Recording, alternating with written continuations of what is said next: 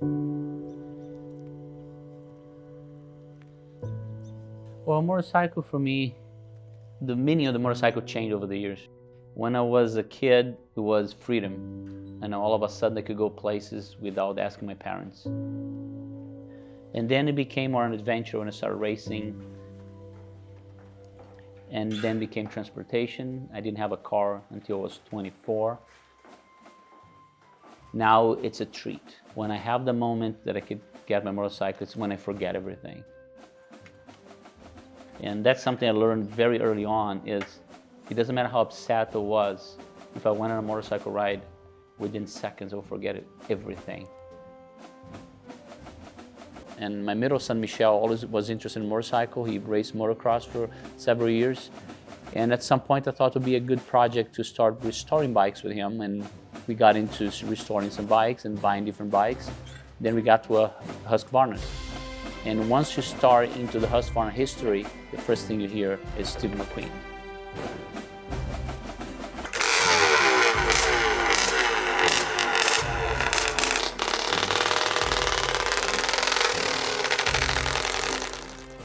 I'm Del Pino, and today I'm riding a 1968 Husqvarna that was raced by world champion Bengt Aberg, and then later on by Hollywood star Steve McQueen.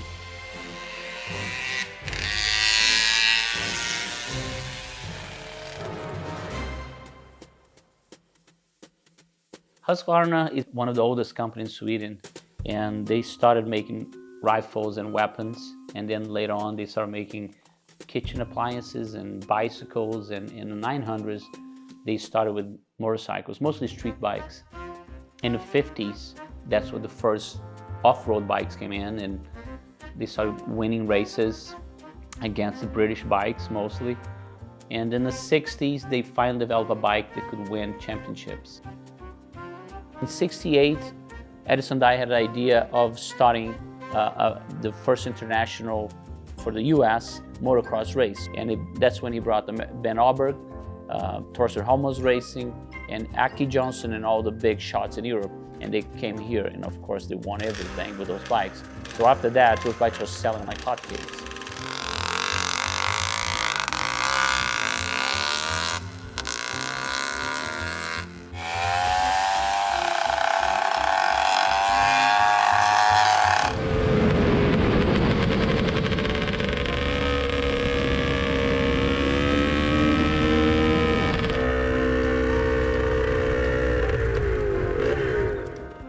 Those bikes were straight from showroom. There's no prototypes and no special parts.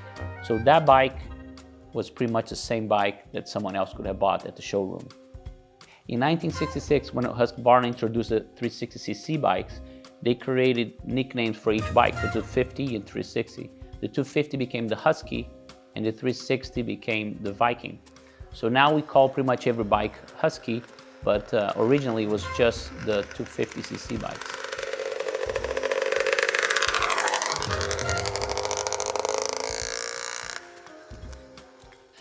So Bengt Aberg got his bike, and he took the Husky, at the time called Viking, of course, the 360, and he started racing and winning everything at the Inter-Am race. Well, Steve McQueen, he wanted to win. So the easiest way to do that is say, I'm gonna buy the bike from the guy that's winning everything. So he went to a race in Santa Cruz, California, and he saw Bengt Aberg way ahead of everybody else. And towards the end of the race, he said, I want that bike. And nobody said no to McQueen. In my mind, Steve McQueen was primarily a racer, and secondly, an actor. That's my view of it.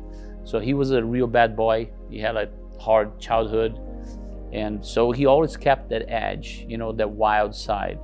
So he was an actor, a very successful, great actor, but on the side, he was doing his races, carried a gun with him. He had a past. And that's why people love him. When he started the solo production company, after that point, everything that he had was under the company. So today, most of the bikes and cars that you find that people have in their collections, if you look at the paperwork, it's Solar Productions and not still Steve McQueen. And 68 was his only Husqvarna in the whole year 68. After he used that bike, he got into producing on any Sunday. That became a huge success with the bikes from the 70s, and later on, in 71, the cover of Sports Illustrated. That would never have happened if it wasn't for that bike, if he hadn't seen that bike winning races in the hands of Bengt Aberg.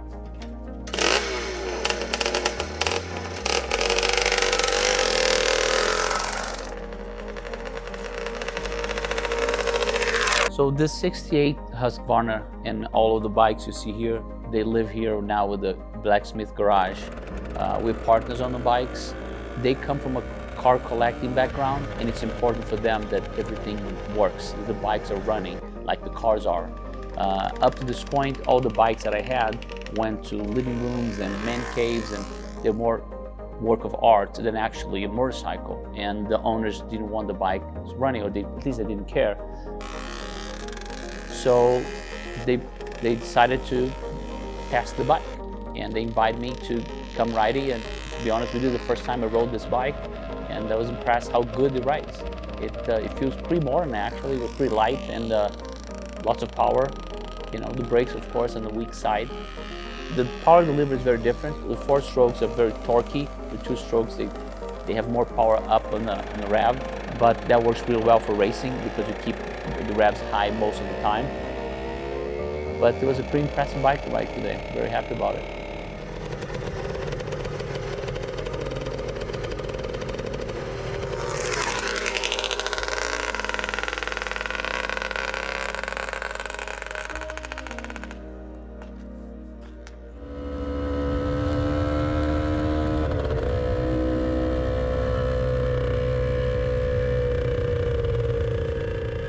Yeah, today riding the bike was tricky. The pavement was very slippery, and this is pretty much a $250,000 bike.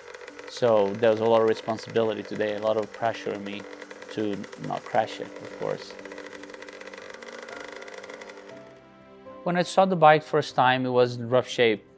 There were several parts on the 68 that were unique to the 68. So 66, 67 bikes shared some parts.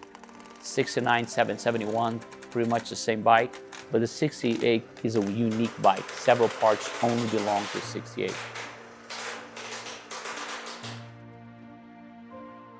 Being involved in the production of On Any Sunday and actually acting in the movie and racing in the movie, he showed the world the sport of motocross. Most people didn't even know existed.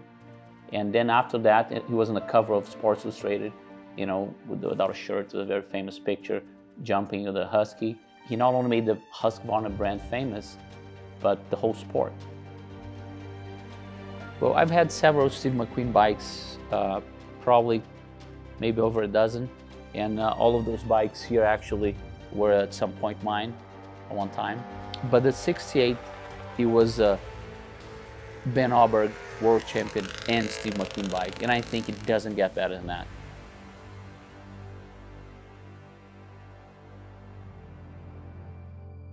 People have this idea that if McQueen was alive today, he would be riding like this resto mod Triumph, and it's not true. He was always ahead of everybody else. He was always trying a new technology, a new suspension, new something. So today, if he was riding a bike, he'd be riding whatever latest motocross technology. He'd probably maybe even going electric, who knows, but he was always ahead of everybody else. And that's what happened then. When he saw the Huskies winning everything, he wanted the best bike. He wanted to win.